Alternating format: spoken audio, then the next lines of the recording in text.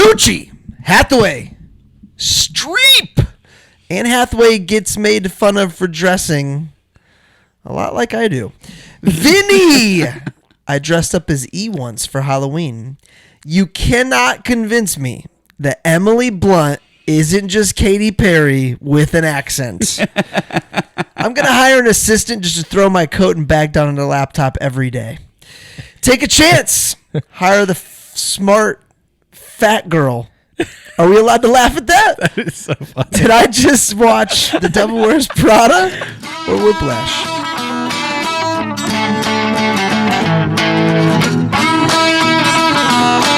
Welcome to The Cover, where three Hoosier friends judge books by their covers and movies by their trailers. That's right. I'm Brett, here with my fellow Indiana natives, Remington and Marcus, ready to dive into the stories that keep us up all night and occasionally put us to sleep. Whether you're a bookworm, movie buff, or just here for the witty banter, we've got you covered.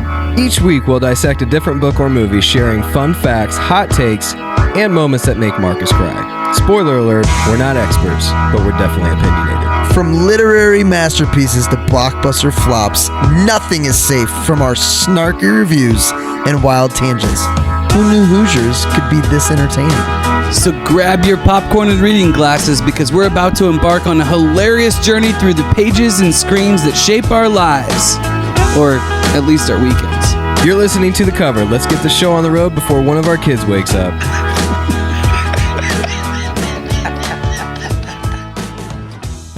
All right, everyone, gird your loins. Gird your loins. Yeah. You guys didn't get that? Well, that's what it feels like to just stand up and bomb. That was one of the quotes I wrote down. It was the first quote I wrote down. Was it Tucci? Oh, Tucci's got to be Tucci. Well, maybe that's on us. Eggs on our face. Yeah, it's absolutely on your face. He went on Anybody who record- loves this movie knows that line. He It's went when on- Miranda's coming in. He went on Yeah. record saying this was the character he played that's most like him. Interesting. But he's gay, right? In the this, movie? yeah. But he's well, married. I guess it is never established that he's gay in this. Yeah, you're That's probably true. It's not cemented. You can assume. He's Yeah. I mean, he says like this every little girl's dream or whatever. Well, yeah. And then he gets that, and He that he might was, not- and that he was sewing and things, but that does not make you gay. Actually, he might not be gay. necessarily. I might be confusing another movie. I think he's married to his job. Oh, but like in real life, he's married to a woman, right? Isn't Yes. she on that like Italian show that we watched? Yes. Yeah. If I was forced to pick one or the other, it might just because he's in fashion, but I would say gay. That is the one that I would have chosen if I was given an option. Fashion is interesting. I It's don't think very- it mattered. Fashion and No, I don't think it did either. But Yeah. there's certain industries, fashion, bodybuilding. Like there's certain industries that make you very self-centered. Mm. It's interesting. Like there's a lot of overlap, parallelism. Marcus, you did something to this drink this time that made it the perfect amount of bitter and orange. What is Lemon. okay? It's usually I'm not a fan when you do this stuff. This is good. Yeah. What's it called? I didn't have a name for it. ChatGPT and I came up with it today. Well, So we're just going to call it the Miranda Priestley. oh, okay, all right. A little sweet for that, but that's fine. You guys know she's But that was based the off of a real reason for the person? bitter. Ah, okay. So there's like it's essentially a martini, right? But it's got a little sweet in there. It's got some bitter. the and then Rem's It's flashy. It'd be if this is in a martini glass, it'd be very flashy. yes, and the sweet at the end is kind of like the job resume recommendation letter she offers at the end too. That's right. Yeah. Yeah. That sweet is that blackcurrant liqueur. God. You guys remember you loved that when we did the tequila and the black liqueur. I don't very, very remember, good. but that's a good sign. What, we're not giving me any moonshine? He offered it to you. Oh, sorry. For the Iranians, we start every episode with a little bit of moonshine now. For the Iranians. Oh, Black market. How? Yeah, there's no way this expires. No. No chance. You know what movie about moonshine? I think we've talked about this before, but we have to cover. Oh, Brother, Where Art Thou? So bad. Is there moonshine? Is there moonshine in that? I would assume Oh, yeah. so, but I was assuming. I was talking about Lawless with Ooh, Tom yeah. Hardy and Shia LaBeouf. Yeah, that movie's great. It's a great movie. We need to cover that. Are we doing that in Oh the Brother queue Where there. Art Thou around the time that the Odyssey comes out? We should. We should. That'd be kind of fun, right? Okay. Yeah, for sure. Producer Nate, you It's been a on while it? since we did a Matt Damon. Yeah. Oh, Brother Where Art Thou is not Matt Damon. No. But he is in the Odyssey. I think Oh Brother Where Art Thou is my favorite George Clooney character. Yeah, that's hard to beat. That and Batman. It's not. Actually, I don't mind that. I like the goofy Batman movies. Danny Ocean.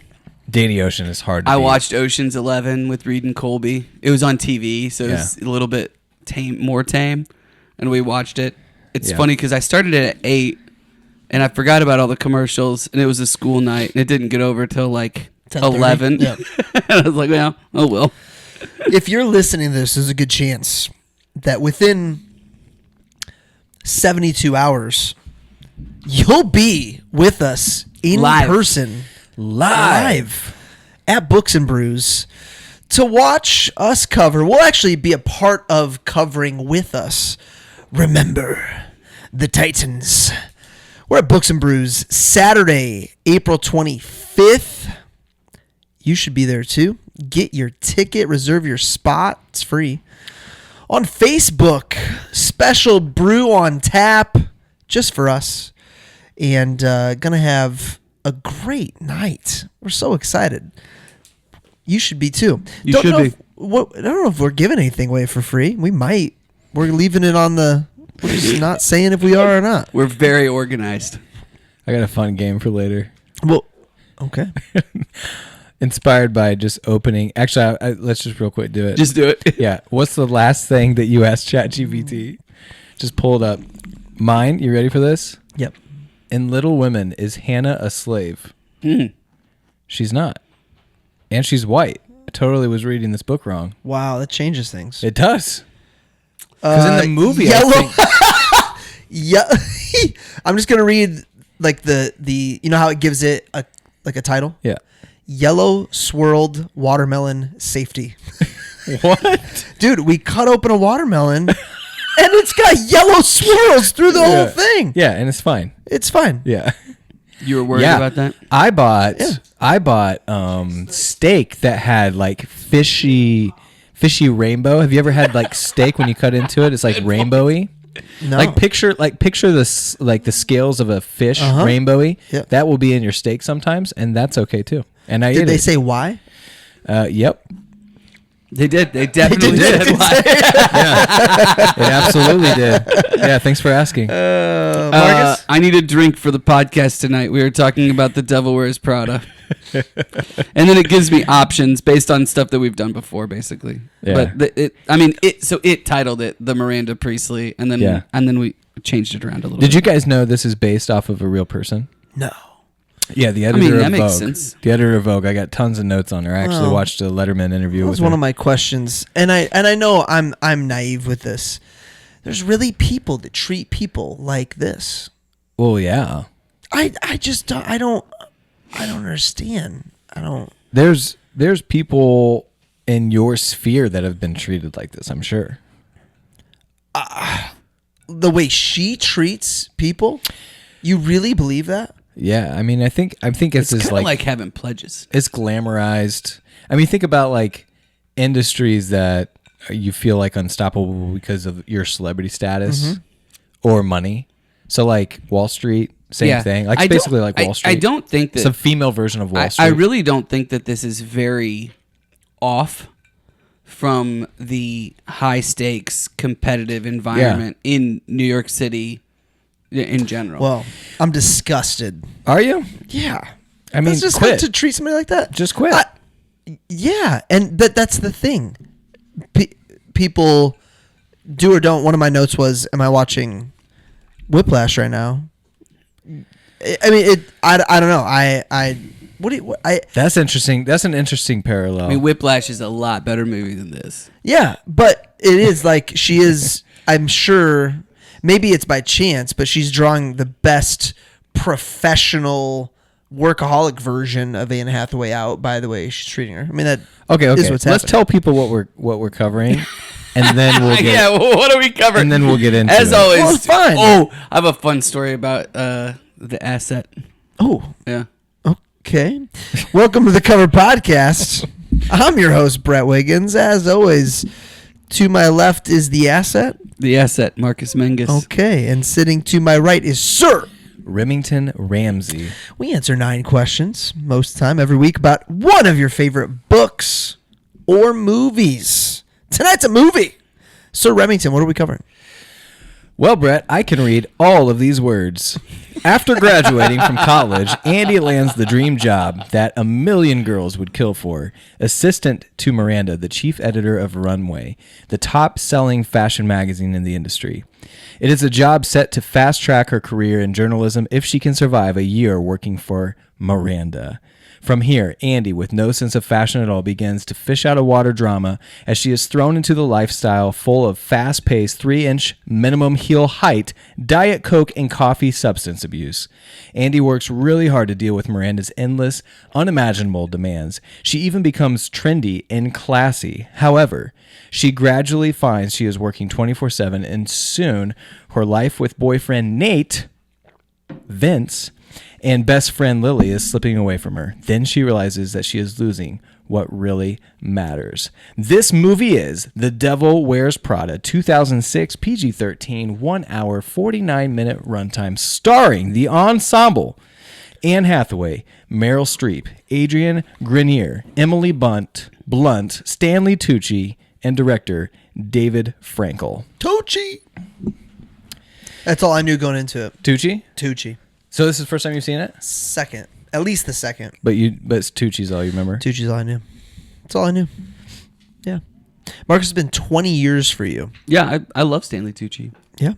To say that Whiplash is a much better movie, I don't know if I agree with that. This had 2 Oscar noms. Okay. Do you guys know what they were? Well, you said what? So kind of a giveaway there. Costume. Costume was one. Nice. That's Good hard call. to beat. Good This call. actually set the record for the highest budget for any movie ever for costumes, $1 million. That makes sense. Yeah. It's pretty wild. I mean, if you think about it. I'm I still have surprised to the come up with brands 9 didn't words just here. fight over getting in the movie. You'd think there would be. I'm sure they did. It still cost money to wear them and ship them and do all that. But you'd think there'd be a more epic movie that would have bigger. I'll be budgets honest. for that. I think that the only reason that this movie is as big as it is because it was women and not men. But it's a very similar story has been told over and over and over again. Super predictable. Okay. And in those cases, the men movies were really good too. So I just don't know what you're getting at. I just don't think it's a special movie. I think Marcus has a trend of movies he doesn't like. What do you think? I don't know. Barbie's on that list. You starting to pick I up? don't like Barbie for very different reasons. Well, you like one character who happens to be a man. Okay. Anyway, This is ridiculous. The other Oscar I nom. love Anne Hathaway and Meryl Streep. the other Oscar nom, Meryl Streep, Best Performance Actress in a Leading Role. But she gets nominated every time she's in a movie. That's true. She is nominated many times. But to your point, this wouldn't be a PG-13 popcorn flick wouldn't be a normal Oscar nom. That's true. And this is. That's true. I think this movie's timeless, but it is interesting timing. So the Vogue. So I'll have some fun facts, but essentially the lady that this was made after, her name is escaping me at the moment. Okay, here we go. Anna Wintour, editor of Vogue, and so they kind of hid from her that they were doing it because they didn't want her to throw fits in Hollywood and shut it down. So she goes and she screens it, not really knowing what to expect. And she actually found it funny. She thought it was entertaining.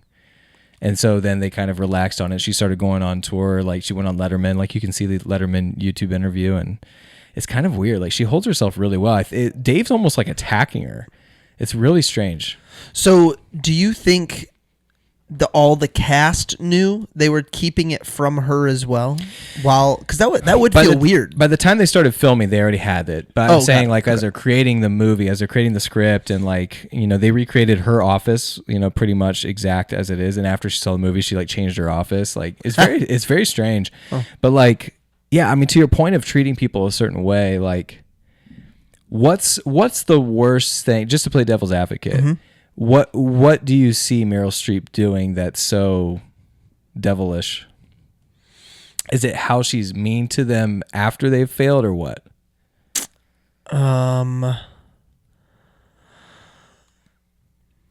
The demands without any ounce of... There's no kindness, no ounce, no drop of that. That would be one thing. Dismissing people, she literally says, get me an unreleased Harry Potter book or you're fired.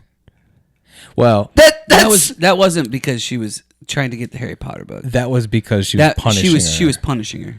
Okay. So I'm just... Yeah. So I'll tell you, I'd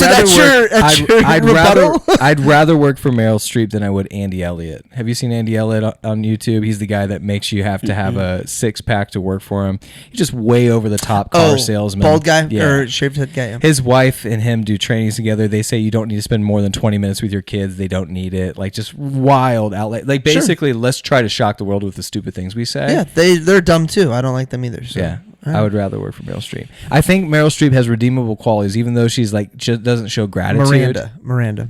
What did I say? You said Meryl Streep. Oh, I'm gonna say a lot more of Meryl Streep. But like, you get what I'm saying. Like, there's a much more redeeming qualities. Like, I will become and becomes a better person throughout the movie.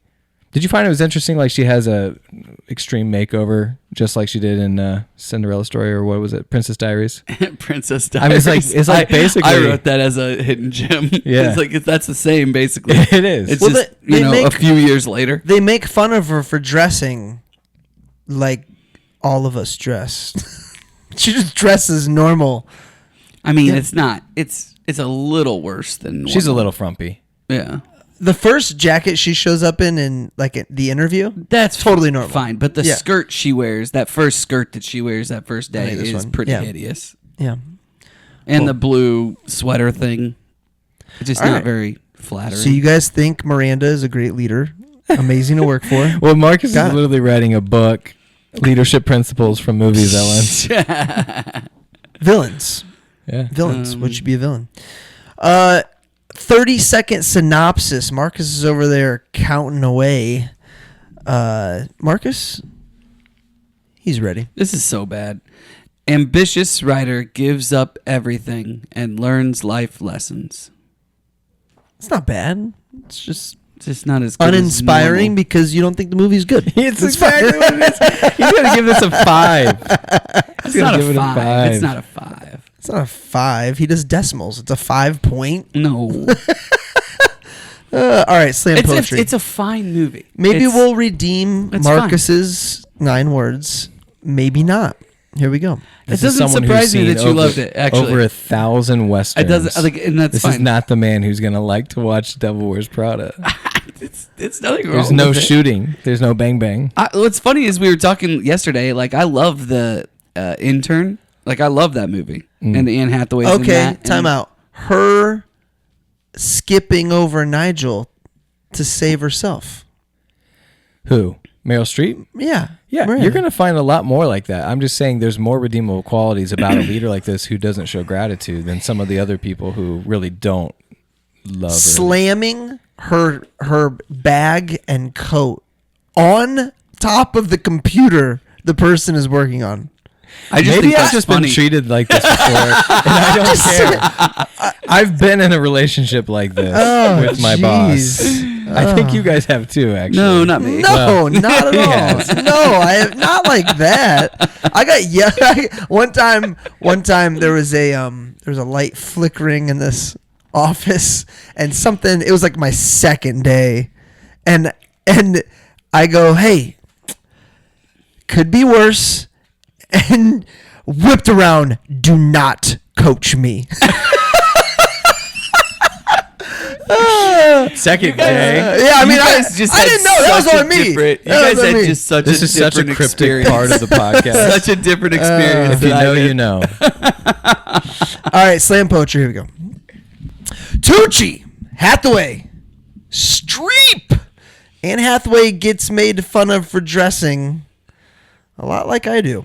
Vinny, I dressed up as E once for Halloween.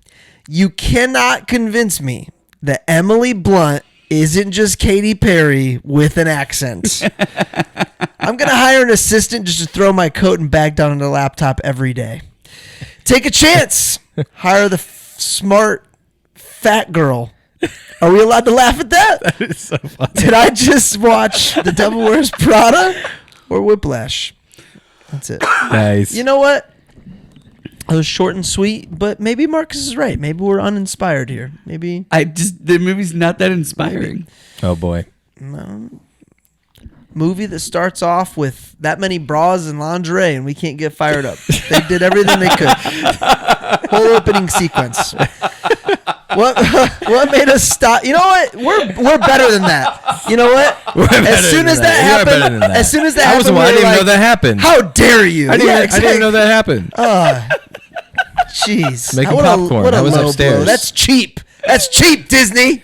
I will tell you this: the soundtrack got so progressively funny. worse. So I wrote down the very first note is great soundtrack because the opening sequence, the song. I mean, is it Black Horse and a Cherry Tree? You Something are the like only that. person who was focused on the I- sound of music. I made there. a note. I made a note that I thought that it got worse as well. It progressively got worse. I Well, don't. no, I didn't take a note of the song. I meant the music of the opening montage.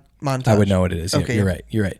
But it distinctively, there's two parts where I'm like, this is not good scoring. The first one is when she's coming out of the ball, where she's coming out of the ball. She sees the blonde head mentalist guy. She's running to get to There's- Vinny's yeah, birthday. it's clearly like 90s hangover music. Like it's not good. And then the very ending when she gets out of the car and stuff. You know, there's a couple parts in actually there's one part in A Knight's Tale where I never thought it fit the movie, but it turns out it's just a very long sequence of the opening of a David Bowie song, and they just wanted to stay true to themselves, and now I love it. This is not that. Like, it's got two scoring mishaps in my opinion where it's like it does not feel like tension of the movie. Did you feel that? You said it got worse? It didn't feel like it fit. Yeah. That's all. Yeah, it felt. You're right. Like I said, 90s hangover. Like they were like trying to like. They had good songs like the Black Horse and the Cherry Tree, which I love that song, but then everything else it just. When you didn't say fit. 90s hangover, what do you mean? Like they, so like in the 80s and the 90s. You mean it was leftover? It was like leftover. Got it. Yeah, Got it. So a 90s leftover? leftovers fine. Okay. It's a little more accurate. It's good. Calm down over there. What bro. else made you stop and You wake think? up in early 2000s and you just have this song running through your brain. Marcus's hair is poking out of the front of I his know, I backwards was hair right trying to now, fix it. and it's giving us a moment to know what it would look like if he chose to do the haircut all of us did in college. Did you guys think Emily Blunt stole the show? I thought she was so Her funny. acting was great. I thought every scene she was in was hilarious. I think she's fantastic. They have a ton of great female actors, people that I really like. I will say that like this movie, Dan in Real Life, I think she's aged really well. Like I think she looks better now Emily than Blunt? she did 20 years ago. She looks really strange in Dan in Real Life, actually. Yeah. She doesn't look like herself. Who does she play in Dan in real life? She plays the woman that goes out to the bar and is like the Oh, yes. dancing with him at the Yes. bar and stuff, and then ends up with Dane Cook. Yes. Yeah. Oh, wow. Yeah. Yeah, I mean, people in general now age a lot better. It's In I think it's Hollywood than- Scientology. Dude, Yeah. somebody showed me a picture. I saw Whoa, one of whoa, those whoa. side-by-sides. What'd you say? It was a joke. Is she? No, it was a joke. Just about ruined my day. Yeah, it was a joke. Well, a lot of them are. I know, in but I Hollywood. don't. I No, hold but it her was a and side by John. side of like here's a 50-year-old in 1999. Here's 50-year-old Jennifer Aniston. Yeah. And it's hilarious. It is funny. Yeah. I actually really liked when her and John did that thing during COVID where they did like the good Good news. news. Yeah. I thought that was pretty awesome. It was great. Yeah. They kept it up for a little while too. Oh, did they? Yeah. John's fantastic. He's not just the guy from The Office anymore. In fact, he's played so many roles and directed so many things now where there's people who might not even know him from The Office. Dude, That's crazy. I like him in that. What's that show called? Where he's like Jack Ryan. Jack Ryan. Yeah. I like him a lot as Jack Ryan. That happens a lot with people who become movie stars, but they started as singers. Like our kids know them as movie stars, but we knew them as singers. Or Who would that Riley be? knows them as movie stars, and I know them as Like Leto? J-Lo. J-Lo was sing songs before she was ever in a movie. I don't know Lady Gaga. What's Lady Gaga's real name? Or does she go by Lady Gaga? She goes by Lady Gaga. Yeah, I mean, there's some people that know her as a movie star, not as a wow. singer. I mean, and one Mandy Moore? You want a watchable chick flick with J-Lo in it? Nope. I'm not interested. Okay. I can't stand Jennifer Lopez. Okay. She triggers Rem, me. do you want a watchable? I don't know. chick Is Brett flick? going to judge me or? Yeah, absolutely. Marry Me? Marry Me. Oh, Owen Wilson, J-Lo. Wait, I think I've seen that. Mary? That's one of those that was like always playing on TV. No, it's really recent. It's like 3 Is years it the old. same thing as Made in Manhattan, Marry Me? but it's called Marry Me? Wait, is this? I don't remember Made in Manhattan. Yes, I remember when this came out. Is it good? It's. I like Owen Wilson. It's a chick flick that's like watchable and fun. Hansel, he's so hot It's right an now. interesting idea. It's super predictable. It's but it's an Yeah. interesting idea. Well, apparently that sucked for Devil Wears Prada, Marcus. Hey, you know what I we're would doing? I would Devil say Wears this Prada? is a better movie than Marry Me. We're doing this movie because Devil Wears Prada 2 comes out this. Oh, I was gonna do that today. I was gonna look up Season. what the. I was actually curious when this ended. I was like, I wonder what they're gonna do from a plot perspective. Well, I watched the trailer this morning. She doesn't. So it's pretty funny. It's pretty true to the characters because in the trailer, Anne Hathaway comes in. Meryl Streep doesn't even recognize her. Tucci's trying to tell her who she is. Oh, really? Yeah. That's pretty funny. And she's like, "Who is she?" 'Cause it's been 20 and years. Tucci goes, "She was one of the Emilys." And Streep goes, "What are the Emilys?" And so she's got to come in and save the day on something. And it looks good, though. I mean, so the one character, what's interesting is I saw a commercial with Vince, Adrian Grenier. Yeah. And it was about something they were promoting, but he was talking about being left out of the second one. Yeah, well, he was pretty bad in this movie. What?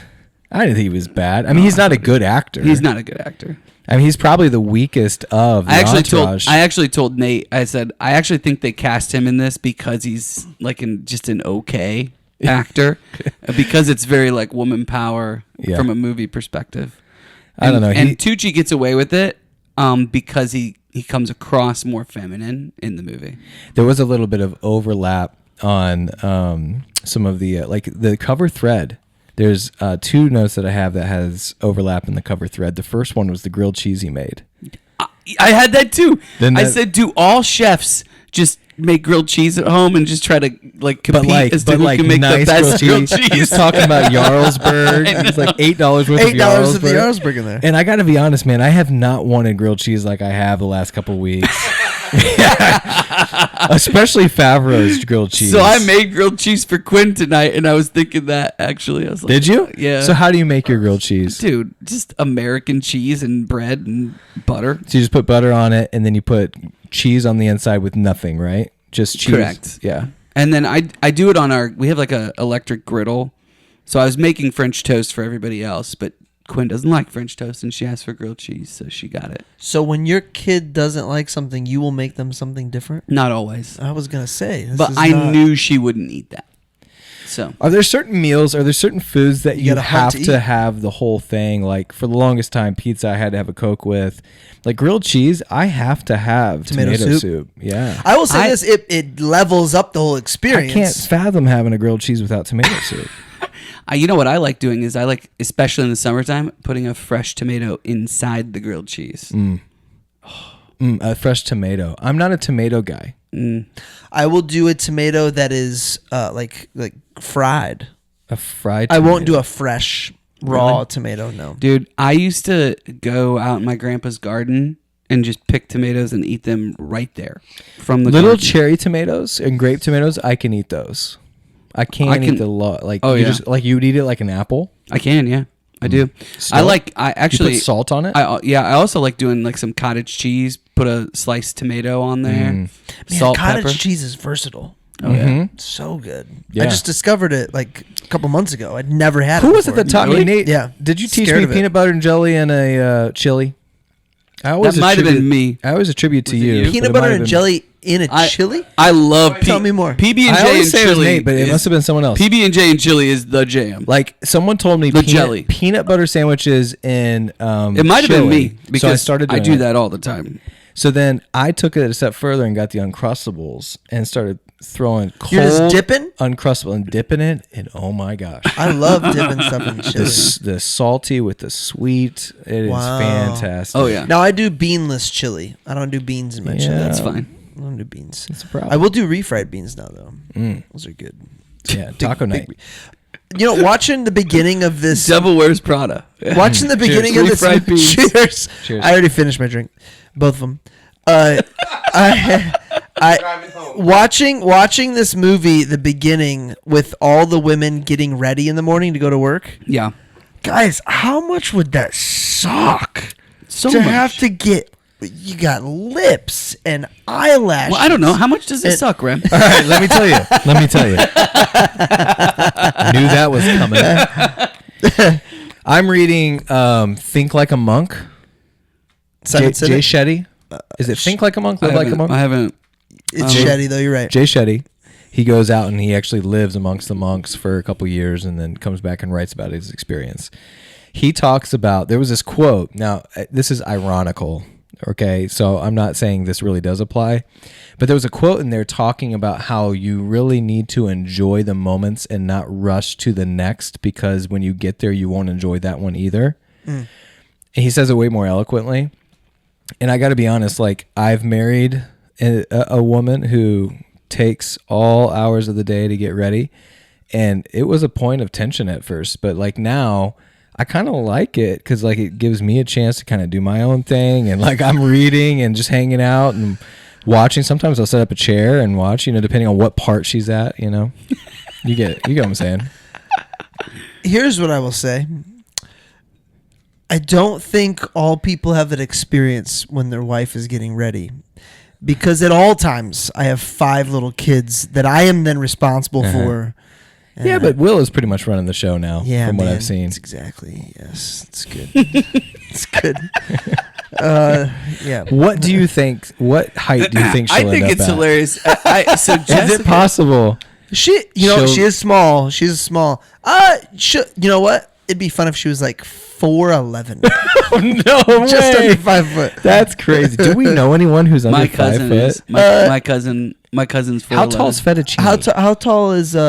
How tall is Feeney? Oh yeah, she probably. She's is. probably under 5 She's foot. probably in that 5. Chris's mother-in-law. Yeah. Oh, okay. Yeah. Or sorry. Dee Dee. But fettuccine, she's under 5. I don't think so. Nope. Oh, there it goes. Oh, Is that hot? we have a lava lamp go Got a down. lava lamp fail over here. Have I told you guys the story of what I used to do with my hats? Please tell me. So I started going. This is good. This is I on started. theme. I started getting off the bus on my own. Nobody home in 4th grade. 4th grade is when I got to start staying home alone. So I'd get home. I would crank music, dance, all this. You know what? One of my favorite songs to dance to when I was home alone was Whitney Houston, I'm Every Woman. I don't know why, but I did. I would put my hats on top of lava lamps and like other lamps and let them get hot. Okay. And then put them on and be like, oh, this is great. And then one day I look up About and burn it's down on the house. and I don't know. Did I throw it in the sink? I don't know, but Like you put it on and it was on fire? no. Like I looked up and I was like, "Oh, that's on fire!" So don't put your hats on lava lamps. My mom had collected porcelain dolls that she had all over the house. What is wrong with you? I don't know, man. My brain's just Like the filling in precious blanks. moments. Like the Precious Moments ones? I think you're thinking of Hummels. I'm talking. Well, maybe. I mean, they're just like. Just keep going. I mean, they're like American Girl dolls. Oh, okay. But they're porcelain. Okay. And they're put on stands, kind of like Emmett Kelly's, like dolls that you put around the house. Sure. Really creepy thing to do. Yeah. You walk around and this thing's eye level with you staring at you. But she collected, and these were like expensive. Like these were the one thing she had that was really nice and it was like expensive. Well, she had one that was sitting in the main room, and I was sitting with my back to it, and she had lit a candle, and the freaking doll caught on fire. So I'm sitting there watching television. It's just getting warmer and warmer. Idiot that I am, I'm just like, man, it's kind of hot. And it wasn't until I smelled something, I looked behind, this thing is full flame. Like picture Princess Bride, the scene with the cloak. Like that's what's happening to this doll behind me. So what did you do? Did you throw a blanket over it? Screamed and ran outside. Oh, man. And Yeah. Waited for the house to burn down, or what? No, I mean, I think someone figured it out. That wasn't my role. Did they blame you? Did she blame you? You're I such was a really hero. Were they disappointed. I accusing couldn't you? finish, Price is Right or whatever I was watching. No, I did this. I was the hero because I got Riley out and went to the nice. neighbors, and they've always talked about what a nice young boy I was for doing that. What was you get home from school and you turn on what? Well, you guys lived close to your school. Remember, I was a teacher's kid, and I had a half-hour drive, so it was Even Stevens by the time I got home. Oh, man. Even Stevens, Boy Meets great- World. Yes. Yeah. I think the only But you time I didn't have really cable. remember, I did once I was in high school. So the only time I really remember coming home and turning something VH1. on would have been like PTI. Love PTI. It's probably my favorite sports show. And Around the Horn. Like I would watch those two things. Nice. I thought that guy was so arrogant. Tony Reale? Yeah, I wasn't a big Tony fan You either. give Woody points for no reason. Yeah, I didn't even like that show very much, and they did like a whole big deal when it went off the air, and I was like, this feels weird. I mean, it was on forever. For a long time. It was on forever. It was one of those, when we talked about the Simon Cowell effect, it was one of those where you're like trying to please this dude who's just giving you points. But you watch it, you're just like, I hope he gets 3 points. You know what I'm talking about? No, because I wouldn't watch it. You didn't watch it? I didn't like it. So when you're watching it, you're like, I bet every answer that was given. Okay. I promise you looked in the corner and you're like, I bet that gets 3 or 4 points. The first version of it with Woody and the guy from Texas, there was like 4 or 5 great dudes, but at some point it just kind of became a woke Plasky. show. Plasky, yeah. Yeah. I did like it at one point, but it was over. The guy from Miami was on all the time back in the day.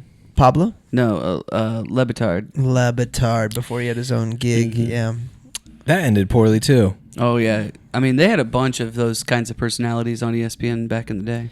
Okay, so who won? So Colin got out of there before the Exodus, before the axing. Yep. But then they axed Golick, they axed Lebitard. Dude, I feel like SVP won. SVP is untouchable. Well, what I'm saying is, did the guys who got axed win, or did ESPN win? Oh. I mean, ESPN got Pat out of it. Probably ESPN. Yeah, ESPN probably won. Why did they axe Lebitard though? Is this you know what, ratings though? down? Here's where this really fits with the conversation about Devil Wears Prada. Is like it's cutthroat. Yeah. You know. Yeah. The market bottom dictates line your situation. value. I mean, Golick essentially got thrown under the bus by Greedy. Right. You know. They almost throw him a bone just by keeping him on with his son. Yeah. Because of that. I liked that show. I did Him too, and man. Trey Wingo and I got to be honest, I don't think what he's doing now is that great. I don't With like- I Jalen don't and all think- those no. guys. You talking about Get It's- Up? Yeah. Yeah, not It's great. the same show as everything else. What made them good was their banter. I agree. And Greeny needs Golick. So what did Greenie Yes. say about Golick to throw him under the bus? He didn't say anything. He just took the deal and the money. He basically and was. said- Yeah, just it was what. Anne Meaning, Hathaway- It was ES- uncomfortable when ESPN they- had a conversation with Greenie saying, "Yo, if we cut Yeah, Golick, you're are you gonna the yeah. star. Yeah. Which honestly, at the time when I was young, I actually thought he was a star. But when he went his separate ways and Golick did his show, I honestly liked Golick's show better. I thought He's he just was more real. He is. He's a more likable guy. He was together they were the best. Mike thought so, too. Mike in the Morning was a good show. I agree. Yeah, I loved that show. sad. Greenie was always chasing. But you're right. The market will dictate views. your value. The market always dictates. Are your we value. sure Lebitard got axed or did he leave? And in I those, think he got axed. And in those moments, Nate, like, can you look up and see if Lebitard left willingly or if ESPN fired him? in those moments though, it's like, okay, which direction am I going to go? Am I going to go on relationships? Am I going to better my career? Is this the career move? Those kinds of questions. And that's tough. Sorry, I just had this image. I'm just of trying to take it back to Devil Wears Prada. Yeah. Nate Doing good. trying to save the lava lamp by grabbing it with his hand. You know what it reminded me of? So good. When there was Raiders of the Lost Ark. Nope. When Oh. there was a coal from hookah that fell on the ground, and God bless him, Nick Pruner Yes. risked his hand Yeah. picking it up because Rem's like, gotta get it off the rug, gotta get it off the rug, gotta get it. Gotta get. You in there? Gotta get it off the rug. When was that? That's the old house. Old house. Yeah. It was on fire. It's for that reason that I'm not allowed to have one in the house. I was just there to pick up Willow and Rose from a birthday party. Yeah. I love that house. Yeah, it's a cool house. It's a cool house. It's a sweet house. Really sweet bathroom. Expensive. Mutual agreement. Okay, so there's a mutual agreement. So he got axed. Okay. Really Yeah. experienced. Yeah. Sauna. Yeah. It's nice. Steam or no steam? I stole some Is of there the steam? coals. Oh, Is there steam? man. No. No. I liked the part where she said you're wearing a sweater that was selected for Yes. you. Yes. I Okay. liked that. Like it was a fascinating conversation. Yes. Where Meredith is proving her worth. Yep. Brett, you haven't asked 9 questions in like 17 episodes, but like if you were to ask what are the most memorable scenes? Well, I kicked off this section by saying, "What made you stop and think?" Which That's is the last question the you ask all-encompassing. every episode. That is. No, that then he is- goes, okay, any more quotes? Or And then I'll ask Marcus what the drink is. All right, so but most memorable scenes, that has got to be, in my opinion, one of the top scenes. So she basically walks in and snickers, and you're actually thinking, wow, you're going to get fired. Everyone else who did this before just gets fired for making fun of something or laughing at Meryl Streep. So she actually chooses the moment to like just teach in that moment, which I thought was good. And what she says is you think that you just because you're not wearing high fashion, that what you're wearing wasn't decided for you by people who Yep. decide what fashion is. right now, Yeah. basically. Right. Is what she's saying. And they're right. I mean, you think about like Totally. no matter who you are and what you're wearing, like you think about going Western and cowboys, like there's still a style, even if it's based on like what works rugged, you know, to wear with horses or whatever, there's still a certain way you want to look that was determined by other people before you. Yeah. And that's that whole thing. And I actually thought the way she was like putting together, molding the outfit while she was talking That's was cool. pretty impressive. Yeah. So do you I think, do like that scene. There's a better scene though. yeah, I'm sure there are. I'm just saying No, that the scene that won her the Oscar though was what? Because I think I know. the scene that won her the Oscar Or she did win the Oscar that got her the or nom. that got the nom. Yeah. I mean, the divorce scene. Yeah. Yeah. In the hotel room. Well, that's the most vulnerable. That's the character breaking. yeah. That won her. I mean, she's when you see her in that scene, you're like, man, she's good. She is good. So describe it, because at the very first, she's holding her hand out for the book, and just her mannerisms. She doesn't say a word, but her mannerisms, what she's taking forever to get the book. But go ahead and describe. Well, the and scene. she says, you know, could you take any longer, you know, to do your job, basically. Then interweaving throughout this conversation about who's going to be at dinner, She's talking about the divorce. She's talking about all the people that are going to write things about her. I don't really care what they write about me, but it's really not fair for the girls, the twin girls. They're going to have another, dad/father figure or whatever. She's having this entire conversation and then puts the face on and is like, well, why would I want to cancel my plans for tonight? Yeah. Is there anything else I can do for you? Anne says, and she's like, your job. Yeah. It's and like, then snaps out of it. Man. So this was the first fun fact that I wrote down. On the first day of filming, Meryl Streep told Anne Hathaway, I think you're perfect for the role. I'm so happy we're going to be working together. And then she paused and followed it up with, that's the last nice thing I'm going to say to you. And it was. She was officially in character. Yeah, method acting is really interesting to me. I mean, if you think about anyone who's won the highest praise, they're pretty much all method actors. So for them, it's not turning it on. It's I'm never turning this off until we're done with Daniel this. Day-Lewis, yeah, man. That's like, the most aggressive version. I mean, I think at some point they get exhausted and probably turn it off so they can chill. But it probably would be hard to be genuine in that character if you're then 5 seconds later joking around. Yeah, like there's actors cast that won't answer to another name. Right. Jim Carrey's known for that. Yeah. There's a lot of people who play similar roles that end up, it's interesting to me. Do they get the role because it's kind of who they are, or do they start getting typecasted because they did a good job in the role and then they kind of become that way in real life? Because a lot of the people we read their books, like it is I feel like Green Lights, he had to literally take like 2 years off and say no to every role. Well, because every role he was being offered was take your shirt off, right, and be in a popcorn flick. But he was getting that because that's what he had done and that's what he was good at and everything else. And he was turning down a lot of money. It depends on what your goal is. So if you're like, hey, I found my niche, I'm great at it. Why would I ever leave this lane? Some people do that. And then some people are McConaughey and they're like, I that's not what I wanted. But some people, that's probably really exciting. Be like, dude, I found what I'm really good at this. That's Clooney. That's what I agree with Marcus Clooney. and I have talked about Clooney. Yeah. Like that, or no, it was you. I was talking to you about Clooney. So, but at some point, I mean, Clooney just went. I mean, you can tell when an actor's going for something. Like they're going for it. They're lobbying for it. Clooney just went for an Oscar. I mean, the one that he did about basically himself. What's that? I'll look it up. It just came out on Netflix. You guys know he's cut. Oh, you know what else I like him in is Up in the Air.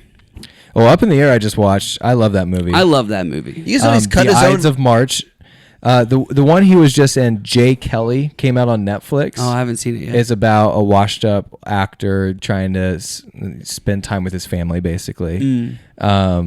Interesting. I think where I like him best is just the popcorn stuff.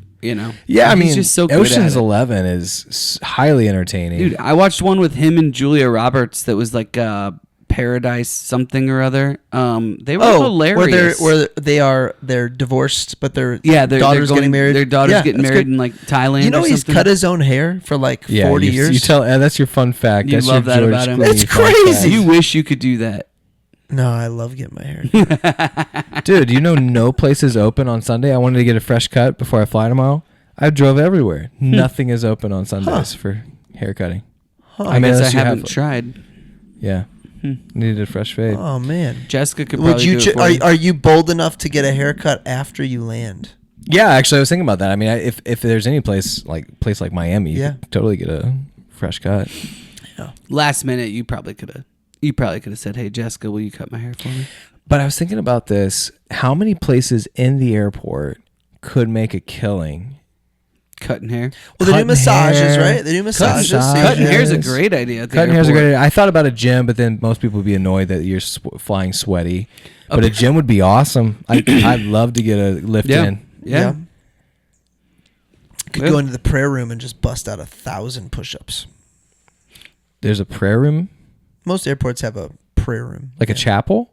No, like a quiet place to pray. Huh. Yeah, that exists. There's one in Indianapolis Airport. Where? You are not trying. You're by whining. the restrooms before you get to security. Huh. Okay. Interesting. I might stop in there tomorrow. Yeah. You're not trying. You're whining. I wrote that down as it made me think. You're not trying, you're whining. I just loved that coaching. So I'm trying to think of when. Don't tell me. Keep talking. She goes in and she's complaining to Tucci. Ah, yes. That was good. I don't know the name of his character. I can't think of we it. We all need a friend, a mentor, a colleague. But he's like, you're not trying. You don't care about this magazine. Right. You're just here for you. You don't care about He this puts thing. it on her. You don't care about this thing that has meant everything to Nigel. me. Well, and he goes through and gives the history of, dude, Yeah. listen to these artists who have been. Yeah. Yeah. And Yeah, she's you're like, almost- you know what? You're right. I'm not. You think you're too good for this role just because people are treating you like they're too good for you. But the role itself and the industry itself has a lot of artists that came before you. Yeah, Nigel, the voice of reason. Well, I just think that that's a really good lesson that you can take away from a movie like this. Like if you're watching it with like a teenager or something and you wanted to give them some sort of lesson, that's one cool lesson is that like, you know, we always talk about, you know, if you do what you love, it doesn't feel like a job and those kinds of things. But there's no getting around the fact that you're going to have to do some jobs. Like, you're going to have to. Yep. Like, own it. Learn about it. Love it. Like, if you're going to do it, learn get to love good it. at it. Like, yeah. like, come on. So Mark is just moved by a certain grocery store that will remain nameless, but it's the worst grocery store in the history of Indianapolis.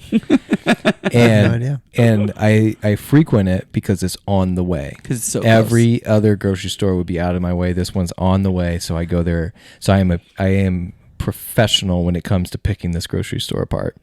It's all about the leadership, just like it was anywhere. The people they hire are old retired people that are actually very kind, but it's run by high schoolers and maybe dropout college kids. Mm-hmm.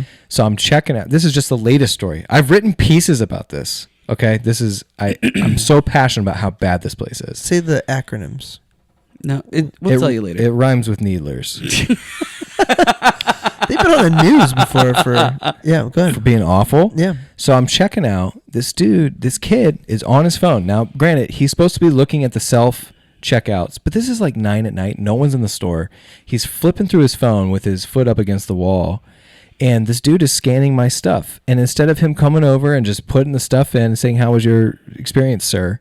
Which is what any of us who had like an upbringing the way we did, or just any job would have done. Mm-hmm. They're doing what they're told to do, the bare minimum. Yep. And so I go and I check out and I put my own groceries in there and I stare at him the whole time. I'm like, I just want him to acknowledge me. Doesn't. Just is on his phone the whole time. And I'm thinking to myself, so Reed, I'm at Marcus's house the other day. And I told Reed, I'm like, hey, you need to get a job there. And I'm telling this story. And I'm like, you need to go in there and the bar is set so low, you're going to radically change this place. And Marcus goes, all Reed's hearing is, I can just go and be on my phone and work the whole time. And I said, that's exactly what's wrong with your generation. It's never going to change. But it's all about leadership. Yeah. Like the meat, it's leadership. They'll leave brown meat up on the, that's expired meat, like nasty meat. Like the whole, like you can tell the leadership impacts every single thing about this place. And what keeps driving people to go there? It's just convenient. It's convenience on the way. It's really in the heart of Carmel. It's in the heart of Carmel. Really good place. But it's terrible. Yeah. Well. So they're not trying or whining. They're just looking at their phone. I don't know. It'd be interesting to talk to them. Here's another thing that made me think. Why do women need so many bags? I thought that was a really good question. Same reason I need so many hats. It's totally different. Is Dude, it? if I their think so. bags Yeah. would cost $35. Where's a hat that costs $35? The hat you're wearing is definitely $35. Most of my hats are Oh no, I got between this 30 at the Pacers Stadium. This costs $17,000. Number one, the No Pacers way. don't have a that stadium. did not cost more than $45. That had to What would you call it? A field house is not a stadium? A stadium. It's not a stadium. What? It's an arena. Okay. There you go. What would you call it? You wouldn't call it a stadium. I don't know. What do you- Live from the Pacers stadium. Stadium seating. I have no idea. I don't know the difference. I could. You're angry about nothing over there. Okay. Well, at a stadium, you could pay $70. The for Harry a hat Potter like that. thing. Have I told the story about going to Nashville? Have I told you guys this on the No. podcast? Go ahead. So the Harry Potter thing reminded me of during pledgeship. I'm a freshman, first semester. Wait, say what the Harry Potter thing is. I know we mentioned it earlier. Okay, so she gets in trouble for going in there into the house and going up the stairs, and she wasn't supposed to. She witnesses a fight between her husband and her, and it embarrasses Meryl Streep. Yeah. It embarrasses. She's She embarrassed. witnessed Miranda not being alpha dog. Yeah, is what happened. She's been embarrassed. She's frustrated. So she says that she wants the newest Harry Potter book, and she goes, "Oh, I'll run to Barnes and Noble and get it." No, they've read that one. Mm-hmm. I want the one that's not out yet. They want to know what happens next. Yep. Right? Which of course is impossible. It's an impossible task. Well, it reminded me of pledgeship.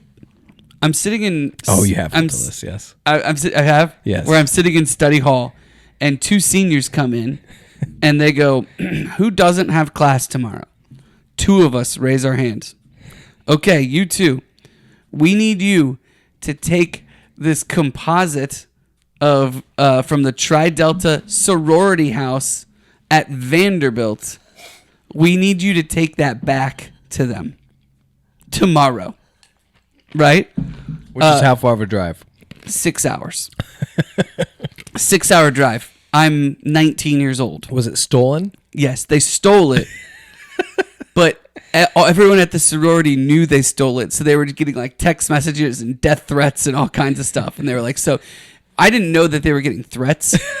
So I'll do it. So, well, we didn't have an option. Like, we had to go. You show up smiling. So we show up. We're being told, oh, yeah, there's all these hot girls there. Like, all of this stuff. Like, we've been told. We get there. We drove overnight. We get there at, like, I don't know, 9:30 in the morning or something. We knock on the door, and the house mom, like the old lady, shows up. Not like a hot girl, but like the house mom. And she's like, that composite is stolen. And we're like, yeah, we know. We're bringing it back. She has us come in, and she's like, okay, I'll be right back. And we were like, yeah, we're getting out of here right now. Yeah. So we drove down there, dropped it off, and drove right back. But it was just like that, where it's just like this impossible task. You get it done. It's going to take forever, and you just have to figure it out.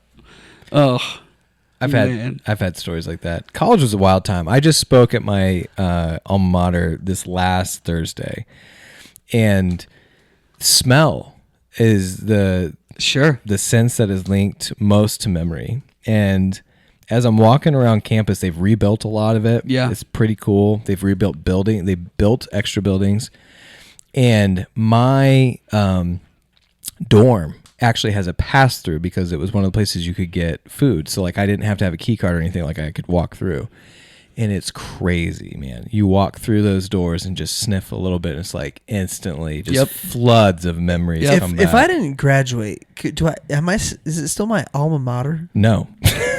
It's the place you went to school. No, it is for absolutely your alma mater. Yeah. I guarantee that you are considered an alum and a solicitable alum, even if you were there for one semester.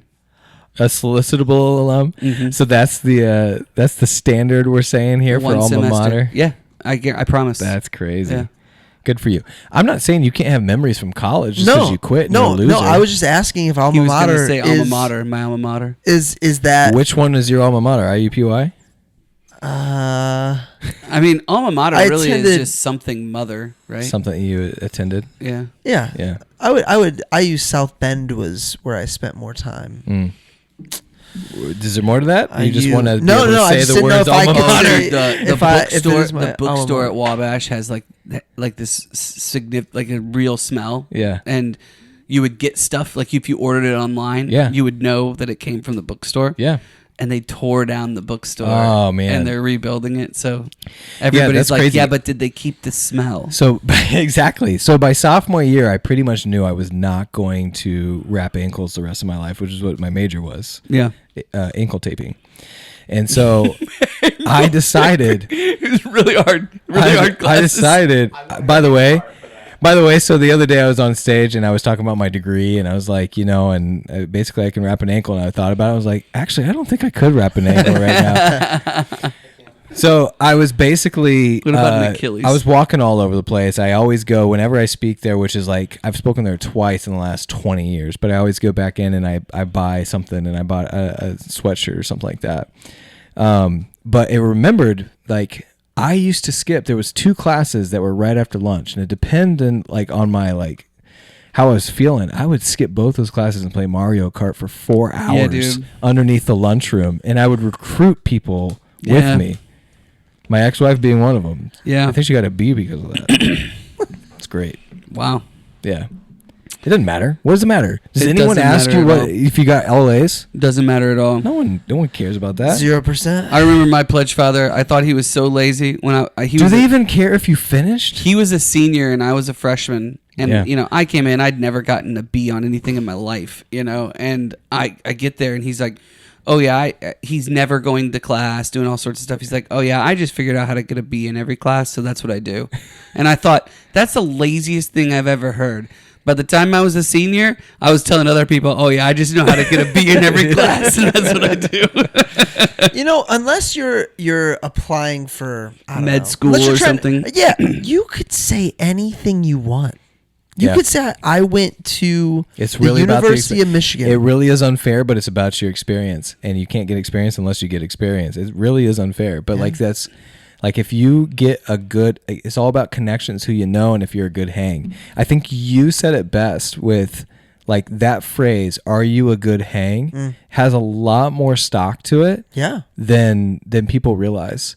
Like if I were to hire someone right now, I'd check the references and I would go to the references and I would say, what am I getting? Yep.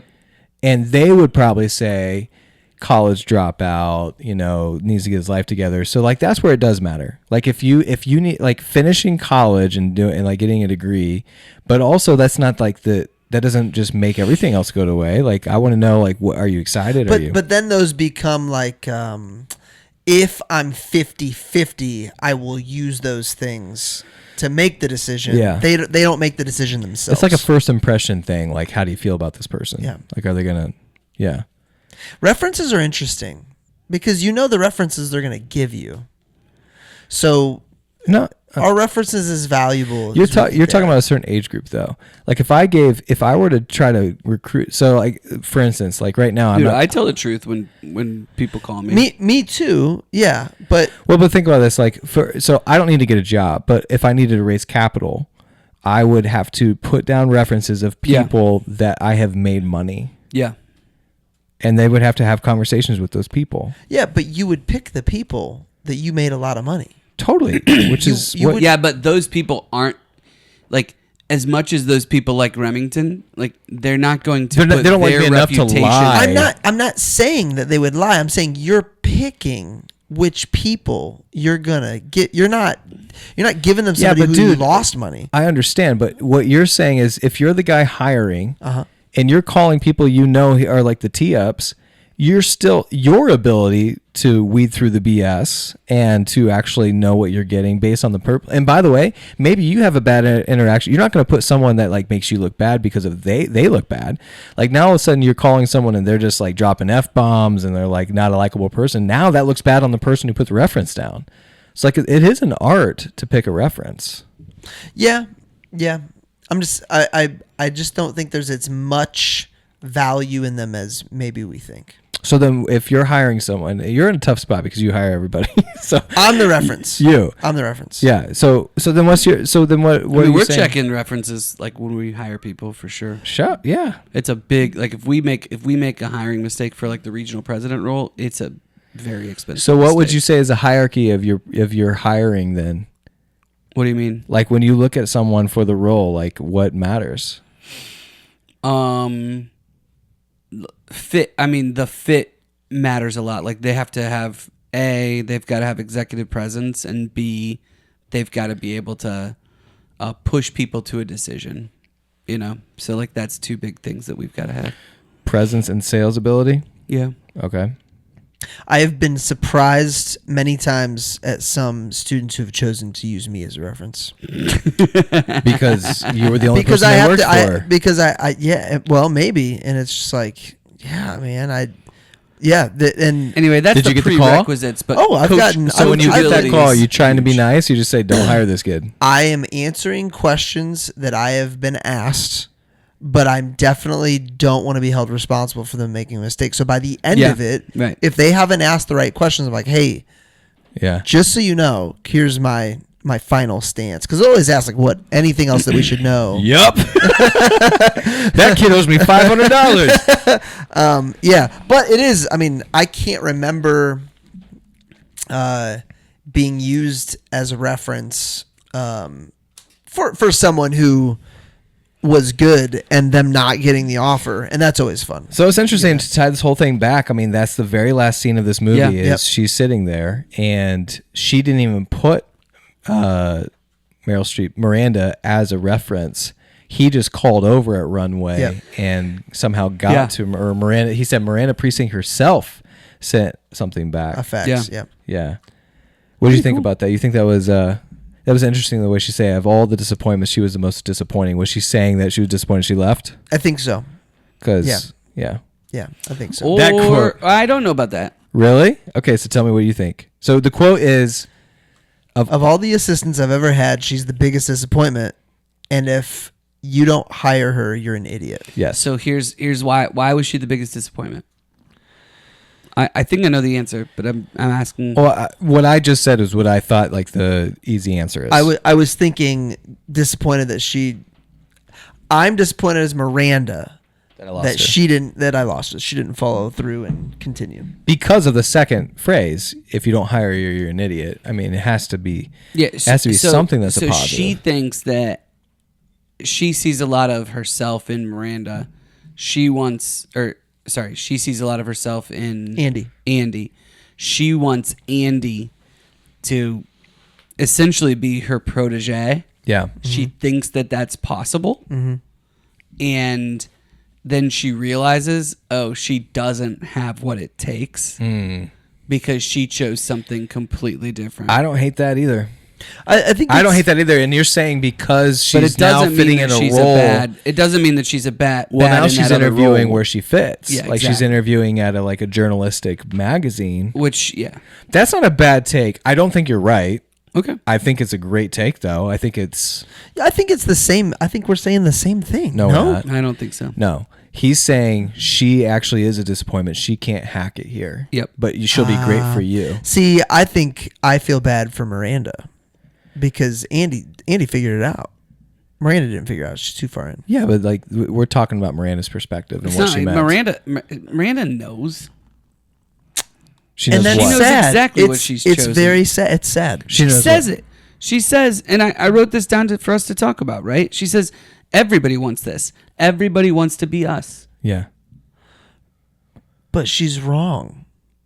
I don't think she's so. wrong. Yeah, I don't think she's wrong. I mean, it's not like 100% of everyone wants it, but I would argue I would go on record saying that most people, especially when you hear all these people that think, hey, rich and famous people, they're all corrupt, billionaires are corrupt, are all people who are unwilling to do what it takes to get there. But if they had the money themselves, they would not be wanting to get taxed 50% on it. Like all these people who are like haters would love to have what they have. They truly are jealous. Not all, but I think the vast majority of people do want to be Miranda Precinct. Now, when they get there, they'd be like, "This is not what I thought." Sure. But I think she's right. I think most people They think they want it. They think they want it. I'm okay with that. I'm okay with that phrasing. There's no. I mean, I don't even think that that's arguable. If you think about the Well, look at her influence- actions. Well, if you think about the influence that there's all these shows or Totally. influencers or everybody else who people cannot for some reason get enough of. I mean, even if it's like Real Housewives of Atlanta, or I mean, the Marcus is Kardashian famous ever stuff since or starting the whatever. cover. Marcus walks into Parks Place Pub, and people are like, "That's the guy." That's the guy. By the way, we're screening the background. This might be Emily Blunt's best acting is while she's eating in so funny. Her shoving the hospital. chocolate You pudding eat in her carbs. mouth. You don't deserve this. You eat carbs. So they did not know I each like her other. a lot as an actress. They did not know each other until day one of shooting, and now they're best friends. Oh, I didn't know that. Really? Yeah. Katy Perry and Anne Hathaway. Emily Blunt seems like she would be best friends with everybody. I don't know. Totally. I get that vibe. I get the vibe too. Like her and John are people that I would like to hang out with. Totally. Yeah, and I'm not that way with All Stars. No, me neither. I'm way too good for them. Okay, the question, what stops and makes you think, or like what made you think? The one question I wrote down that I thought would be an interesting discussion for us is the scene where they're in the car and she says she didn't have a choice, but you always have a choice. That was Miranda. So Anne Hathaway said, I didn't have a choice. And she goes, we always have a choice, which is a pretty common line, actually. That's in other movies, too, other books. Yeah.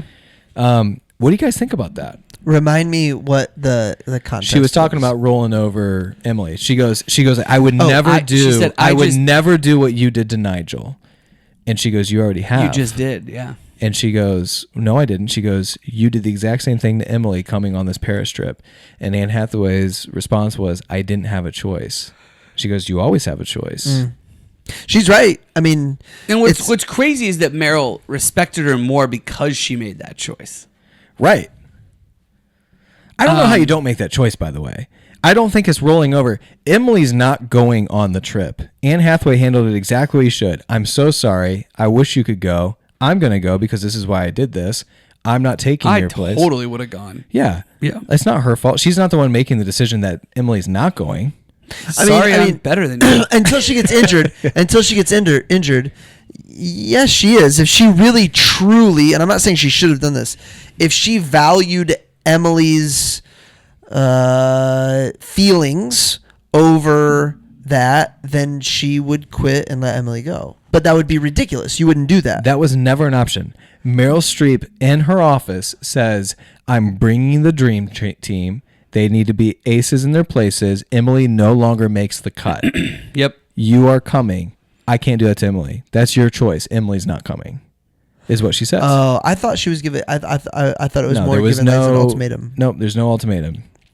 So then she didn't make a choice. No, she does say that it, if yes, you that's don't the whole come, reason it's a choice. If you don't come, you're not hired. Yes, that's the whole reason it's a choice. If you don't come, you're what? She's fired. Right. That's why it's a choice. That's the choice. The choice is, if you don't come, you're done. Yeah. Yeah, and that's still a choice. But it doesn't impact Emily. Emily's not going. Oh, Emily would have gone. Emily would have gone if she didn't get hit by a car. She doesn't have the another. car has nothing to do with it either. She doesn't have another Emily. That's what I'm saying. What I'm saying is it was a choice, but you would. Yeah, I'm not saying it's anybody would make that choice or even that she should have. But so we agree. She did the right thing. She actually did have empathy for Emily. Sympathy or empathy? Sympathy. She had sympathy for Emily.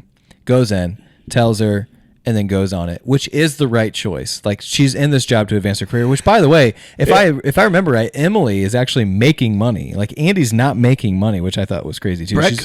Brett could have not come to Indianapolis and then let me have a better chance of being DVM, but he didn't do that. Shots fired. I was forced.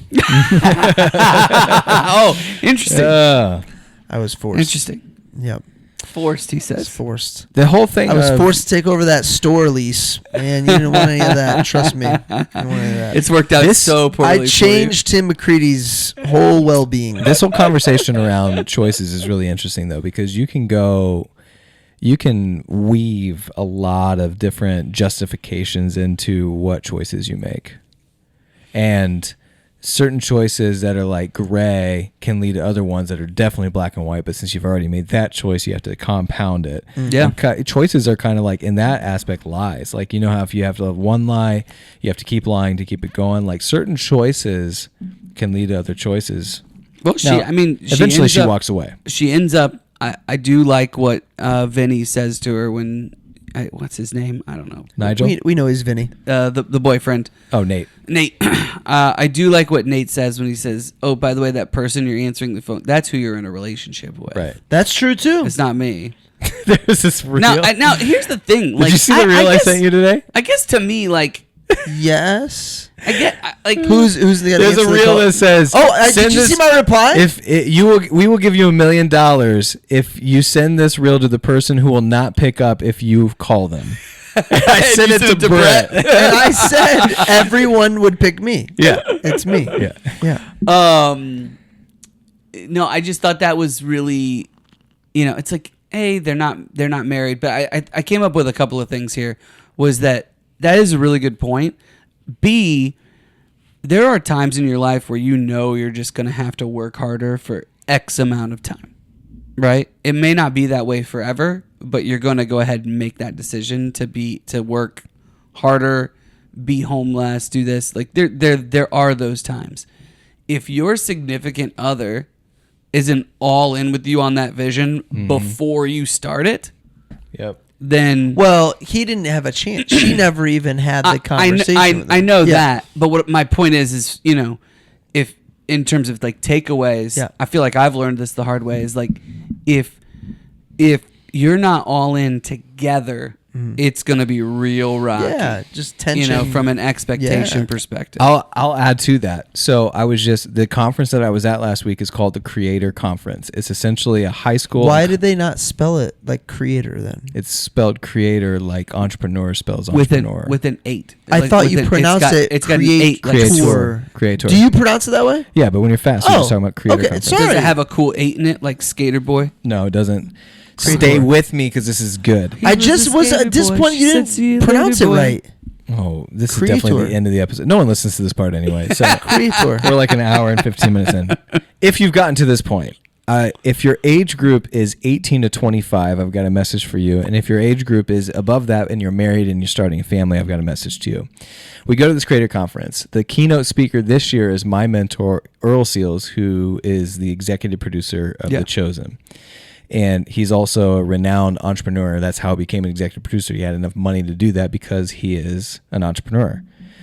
We get in there and we're signing in, and a college professor who I've never heard of before, taught for 25 years, came over, and he's got his tie on backwards, just goofy guy. Shakes our hands and basically says, "I've taught, entrepreneurship and business here for 25 years. I told them all not to do anything till they're 35. I saved them." And then he walks away. Weird interaction. What? And we're talking and we're looking at each other, and like that was an interesting tone to start. And I will tell you that business professors as a whole, like a lot of them didn't even run businesses. Right. And so we get on stage, and to set the record straight, we're talking to these kids, and we basically say, look, if you're going to start a business and embark on something like this, your risk tolerance, your ability to do something now before you have a mortgage, before you're married, before you have kids, is unbelievable. And it's only going to get harder every single year. So mixed with what Marcus is saying, because I also think you should get married and have kids early. Yeah. I do. I think you can do both. And I think there's a couple different ways you can do that. You can start an actual hustle with a side hustle that's in the industry that you want to do it with, or just go for it, take out loans early, but do not wait until you're 35. That's the dumbest thing I've ever heard. But anyway, if you're in that age group, that 25 to 35, I don't think you have to sell everything to live this dream. I think it's possible now more than ever to start that side hustle and provide for your family while you're doing that side hustle. Yeah. Gary Vaynerchuk talks about it all the time. I think he's spot on. The 5 to 9. Yeah. Yeah. Yeah. Kiss the dog and go to work. Mm-hmm. Yeah. And that was old. I mean, that was early Gary. That's really early Gary. You're watching Lost. Thanks for coming to Remington's TED Talk. Yeah, sorry, I kind of went off.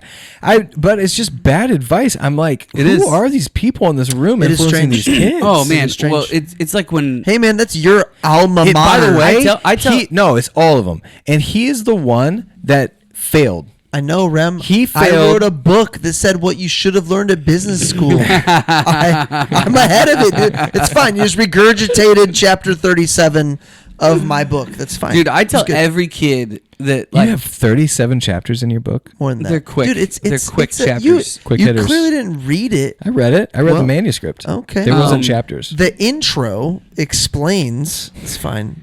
Marcus, go ahead.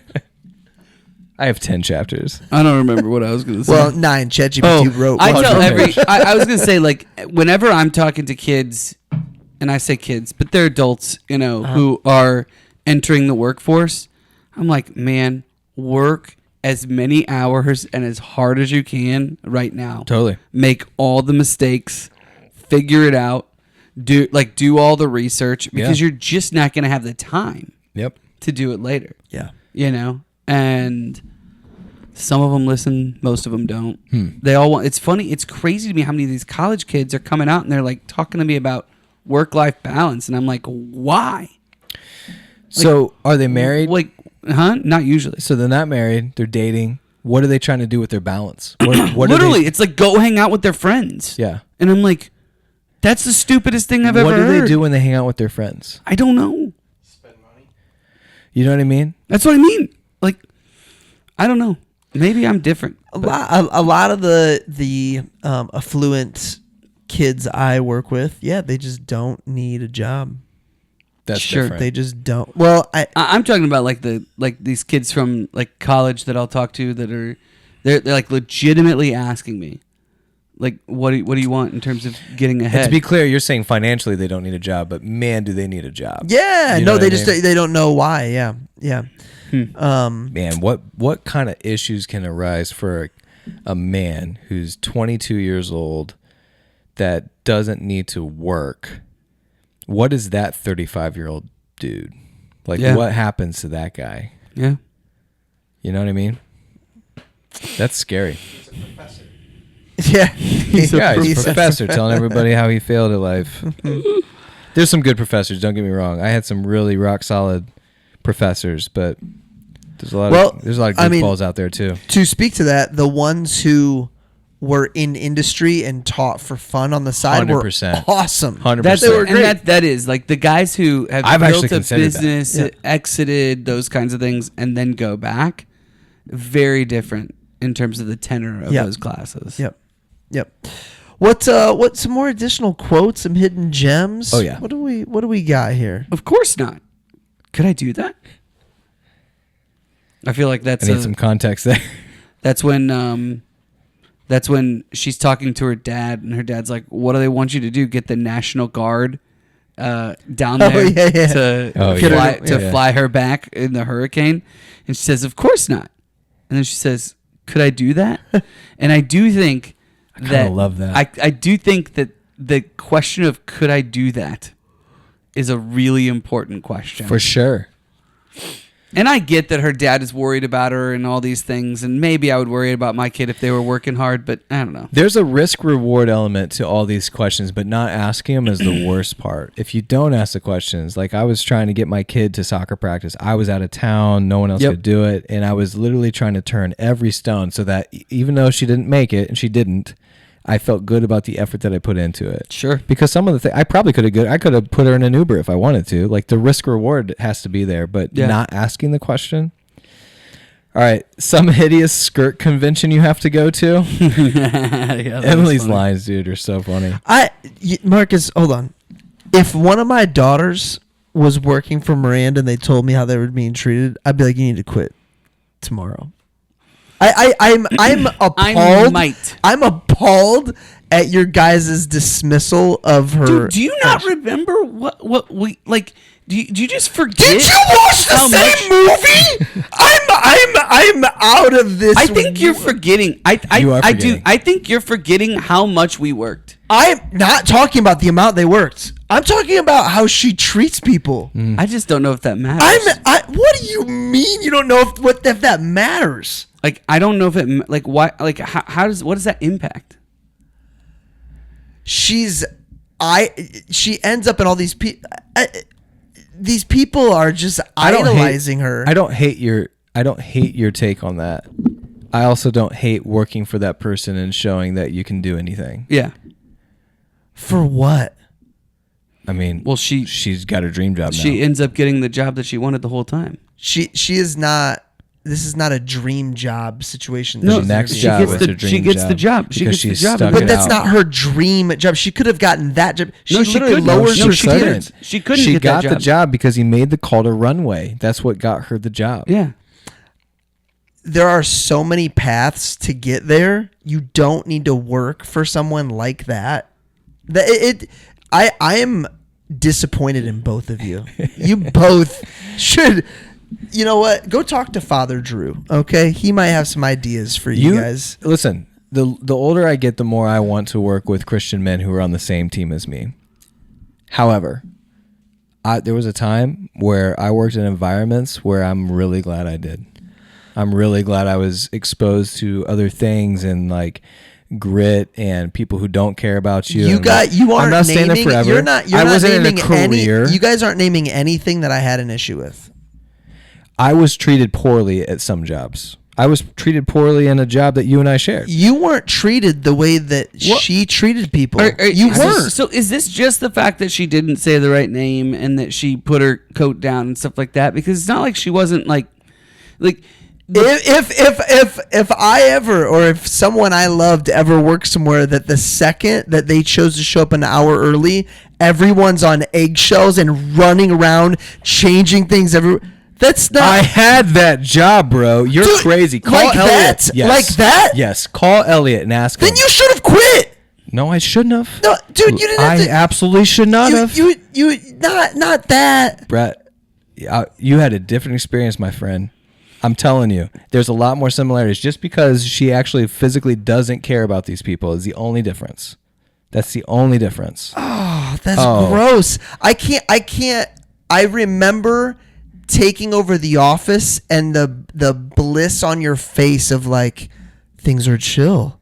Things are great. What I'm saying is that when people put up with it, it just goes deeper and it never changes. So like, but the that's not true because the people that quit, there was a long line of people that quit as well. Yeah. Listen, the difference between my experience with some of the people that I'm talking about is most of them actually have had heart changes, and I know them now, and they probably wouldn't be the same now.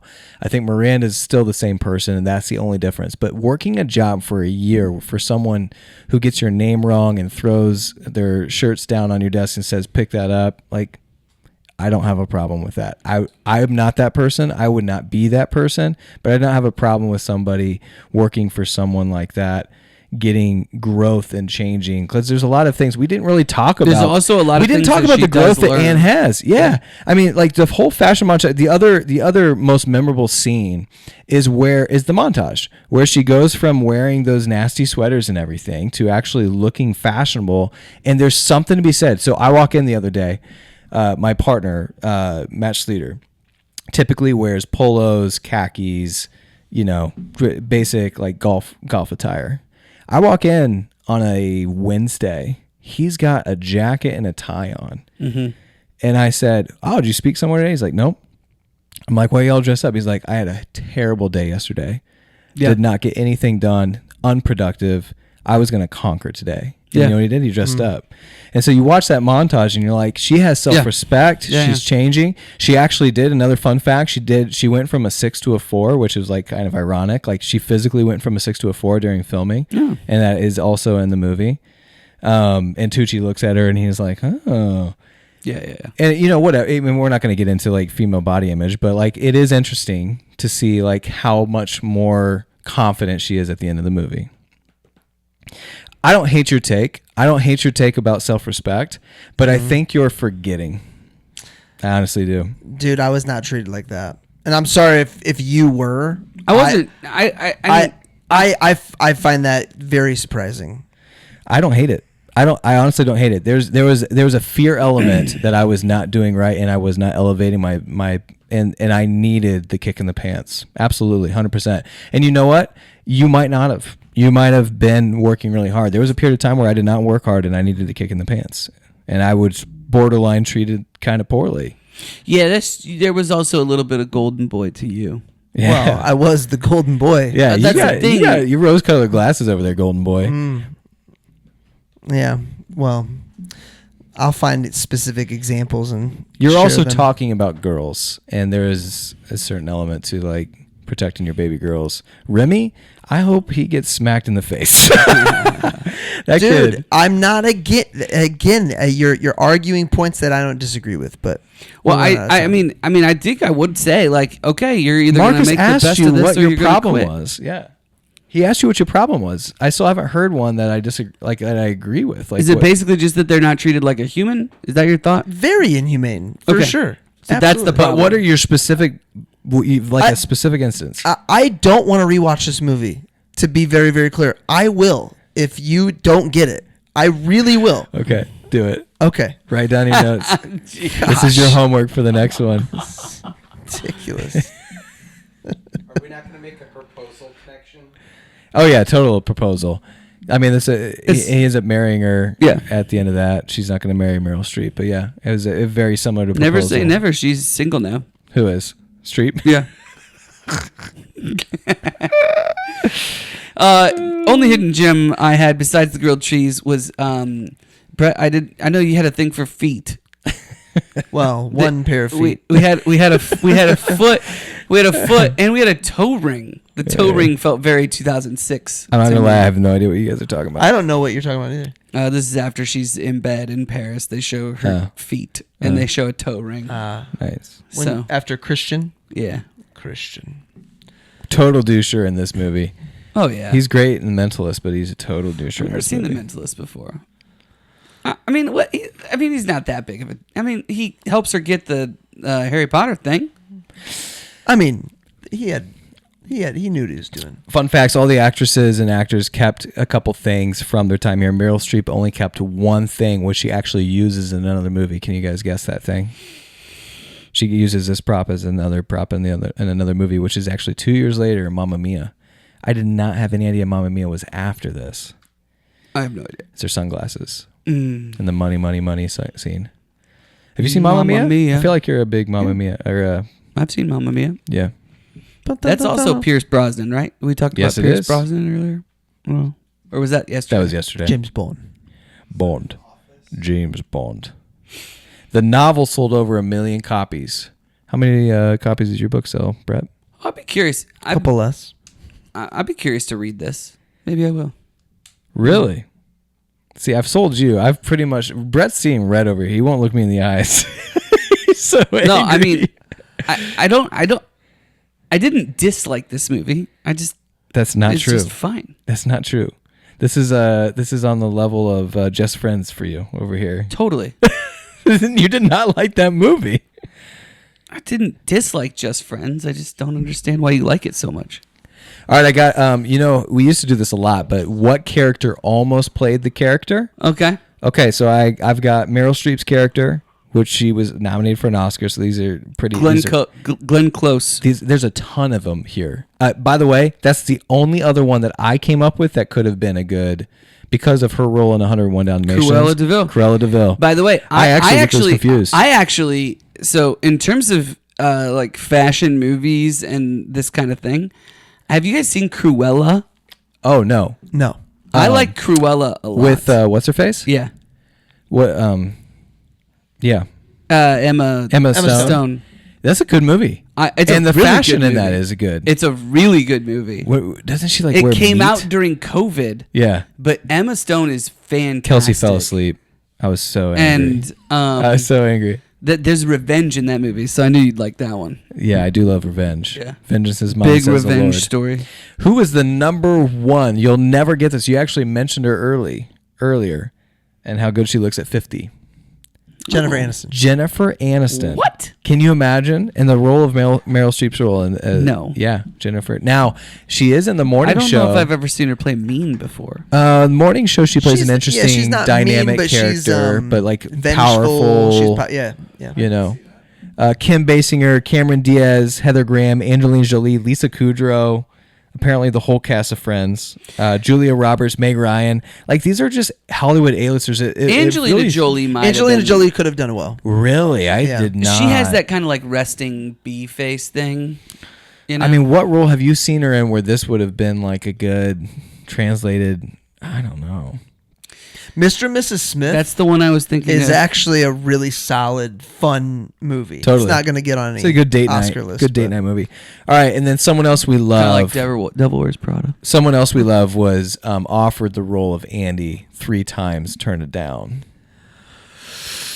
Oh, Keira Knightley. No, we do love her. She's in our top 3. Natalie Portman. No, I don't know. This is just your top 3. No, I'm just trying to think of that time period.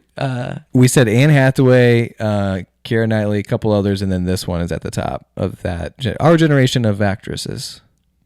Yeah, I know. McAdams? Yes. Oh, Rachel that McAdams. Makes total sense. Dude, Marcus, that should be your answer. Yeah, that should have been. Scarlett Joe, she Natalie could've pulled Portman, that Kate off. Hudson. I mean, these are all just Hollywood A-listers that were all considered, but Rachel McAdams is actually offered the role. Rachel McAdams and Anne Hathaway are probably the two best of this generation, right? Well, and so the two Oscar winners in this movie are Anne Hathaway and Meryl Streep. Not for this movie, but Right. they have won Oscars. Yeah. And then Tucci and Blunt have been nominated. Yeah. Oh, wow. Oh, So Emily Blunt is really good. Who is What was she? Who is Sweet Home Alabama? Who is that? Reese Witherspoon. Reese Witherspoon. I think Reese Witherspoon could have played this as well. Personally. Now we're just on the morning show kick. Maybe. I mean, yeah, she probably could have done fine. I You get love the the right morning actresses. show. You get the right actresses in there. But Anne that are good. Hathaway's great. Yeah. I think this is an all-star cast. I think they do. It's a bang up very job. good cast. And I think they intentionally, did I say this earlier? I think they intentionally put Adrian in there Yeah. because it's like a very woman We power. said this before about someone. We said Kevin Kevin Bacon. Bacon. This is dumb. Dumb take. No, but like, No, I don't think it's a dumb take. Here's my point, though. Like, think about it. We said the Barbie example, right? I think And you how heard Ken- some of your takes. I think you hear someone say that and you adopt it as your take. I've literally never heard anyone say that. I don't know. Kevin Bacon was bad. Oh, in that? Yeah, and A Few Good Men. No, I don't think I've. I don't think heard anybody he's say bad. We don't think he's just not at the caliber of. I think he's on Tom Cruise's level. Wow. I want to know how many times. I don't know about that. When I get to heaven, I'm gonna go. How many times has Well, someone Tom said won't be there. Tom Cruise and Kevin Bacon? I'm so I'll mad tell we you, haven't done two people ratings that yet will not because be that- there. Tom Cruise still won't be dead. Yeah. Oh, Yeah. dude, yeah, Yeah. he's gonna live forever. That's for another episode. Okay, so to keep the cover thread, someone's been drinking the Kool-Aid. Did you guys miss that line? Oh, I did miss Yes. Someone's well, been no, drinking- I didn't miss it, but yes, But I you remember heard it? Yeah, someone's been drinking the I didn't- Kool-Aid. I As didn't soon as I heard put it, it I was together, like, yeah. whoa. that. Yeah. Because like at the opening, so we're doing Seductive Poison. It comes out in a couple weeks. It's the story of Jim Jones, and everyone knows the Kool-Aid story. The epilogue Yep. talks about how she hears that phrase on the floor Yeah. of the New York She's- Stock she's Exchange. She's working. working, and she was there. Does that not blow your mind? A phrase that's so common and will be said by our kids. Yeah. It's just crazy. Yeah. That's gonna be a great episode. Maybe we should do that live. Surprise! dude. The drink will be Get some Kool-Aid. really good drinks for sure. I'm not gonna lie. With my OCD, if Marcus makes Kool-Aid that night, I don't know if I'll be able to drink it. It's rating What time. was that stuff? What was that stuff at the college parties? Jungle Juice. Jungle juice. Dude. That's Marcus what I was Jungle Juice for saying. Seductive Poison. I've got notes, pages of notes. That's gonna be a 3-hour episode. I'm gonna You know have to what? ride my bike here. The first quarter of it, I had a lot of notes. A Yeah. two-parter? The second half, Maybe. You're just listening. I just couldn't stop listening. Yeah. I just had to keep listening. Dude, that last quarter of that book is Whew. fast. Yeah. Ooh.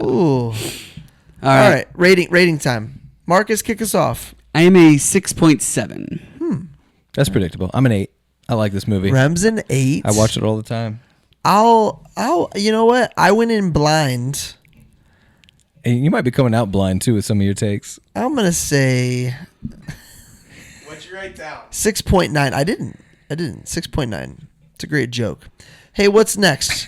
Remember the Titans is next, followed by Seductive Poison, Jonestown.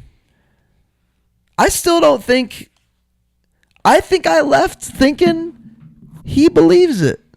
He thinks. Jim Jones? Yep, he believes it. He believes I don't know it. about that. There's some interesting. He might believe it. Now, if he really did go on vacation every once in a while, like kind If of, you want to do some extra prep for this, Yeah, listen there to a needs to be- couple of go outside the listen book. to listen to some episodes of like Cultish or some other Go things. outside the book for this. give me one resource. Give me some. I'll give one you. thing. I'll give you a few. Okay. Yeah, We've both been- semi-cultish. I will. Yeah. Have you seen just? I don't want to end the episode this way. I don't know. Move on. Yeah. So remember the Titans. Remember the Titans. Live recording. You will remember forever. Forever. The night that you came to the live The recording. night that you went to Books and Brews.